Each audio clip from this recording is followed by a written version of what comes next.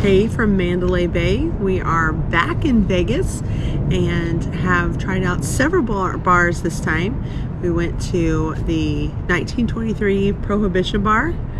We checked out the SkyFall Lounge at the Delano, and we also went clear on the other side of the strip to the Stratosphere 108 bar. Which, not to ruin anybody's surprise, was a large disappointment.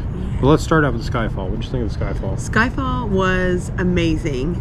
It's a lounge, and it does make you feel fancy pants when you go up there because you're riding the elevator up. You have great views of the strip and really good cocktails. Yeah, fantastic drinks, fantastic atmosphere, great music. We are kind of in the off time of the year, so it wasn't real busy at all. We were able to get a nice seating area, and gosh, we had like 12 people with us. So it was a fun time. We stayed up there for at least a couple of hours.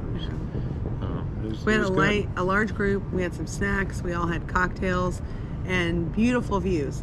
We were expecting the same from the 108 bar at the Strat, and that is more for just the lookout, and the bar is a bonus side thing. Yeah, if you're expecting a lounge, you know, fancy pants atmosphere, the 108 is not going to get you. Yeah. But Skyfall Lounge in the Delano, really nice atmosphere. We hit another speakeasy this time in 1923, which is in between the Mandalay Bay and the Luxor.